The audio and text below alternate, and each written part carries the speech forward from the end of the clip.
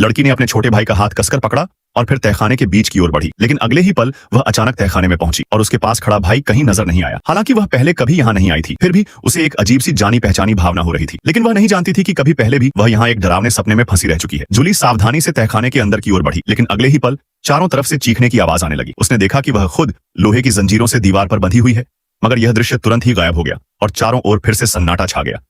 जूली अभी सांस भी नहीं ले पाई थी कि पास में तेज बातचीत की आवाज गूंजने लगी। मुड़कर देखा तो एक बूढ़ा आदमी दीवार से बंधा था और हैरानी की बात यह थी कि यह वही बुजुर्ग था जिससे पहले थानेदार मिला था।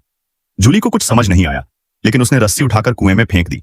उसे पता नहीं था कि इसी काम से उसने उस समय कुएं में फंसे थानेदार की जान बचाई। तभी बुजुर्ग ने अचानक जूली से कहा कि वह यहां से चली जाए, क्योंकि यह जगह सुरक्षित नहीं है। जूली के मन में कई सवाल थे, लेकिन पलटकर देखा तो बुजुर्ग वहां से गायब हो चुका था। इसलिए वह तहखाने से निकलने की ओर बढ़ी, लेकिन रास्ता उसे एक अजीब सी गुफा में ले गया, जहां चारों तरफ से राक्षसों की गुर्राहट की आवाज आ रही थी। ये उनकी सोने की जगह लग रही थी।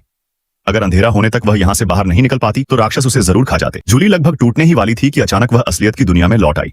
असल में वह अभी तक बेहोश थी और तभी उप थानेदार और बाकी लोगों ने उसे खंडहर से बाहर निकाला। तब जाकर उसकी होश में वापसी हुई।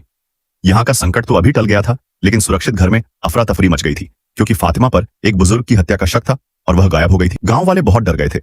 अब उन्हें न सिर्फ रात के राक्षसों से बल्कि दिन में इंसानों के हाथों मारे जाने से भी डर लगने लगा था। लेकिन उन्हें यह नहीं पता था कि फातिमा को एलिस ने छुपा रखा है, क्योंकि वह मानता था कि उसकी पत्नी ऐसा नहीं कर सकती और यह सब राक्षसों की करतूत है। थानेदार को जब यह पता चला तो वह काफी गुस्सा हुआ। उसने फातिमा को वापस लाकर पूछताछ करने का फैसला किया। लेकिन जब लोग इस बारे में बहस कर रहे थे, पास में रखे कैमरे ने अपने आप एक तस्वीर खींच ली। जैक ने उसे उठाकर देखा और तस्वीर देखकर चौंक गया।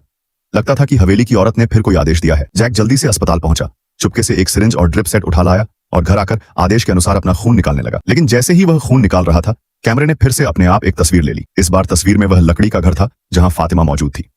जैक तुरंत वहां पहुंचा और वाकई फातिमा को पाया। तभी थानेदार भी वहां पहुंचने लगा, लेकिन जब वे लकड़ी के घर पहुंचे तो फातिमा गायब थी। अब अंधेरा होने में ज्यादा वक्त नहीं था। अगर रात होने तक फातिमा बाहर रही तो राक्षस उसे जरूर खा डालेंगे। उन्हें यह नहीं पता था कि फातिमा को जैक अपने साथ ले गया है। दोनों एक गुप्त जगह पहुंचे जहां जैक ने झूठ कहा कि एलिस अंदर उसका इंतजार कर रहा है। फातिमा को थोड़ी शंका हुई, लेकिन वह फिर भी उसके साथ अंदर चली गई। अंदर पहुंचकर उसे एहसास हुआ कि एलिस वहां नहीं है। वह तुरंत वापस घर लौटना चाहती थी, लेकिन जैक ने उसे रोक लिया। उसने कहा कि फातिमा को यहीं रहना होगा, क्योंकि सिर्फ यही जगह उसके पेट में पल रहे बच्चे को बचा सकती है।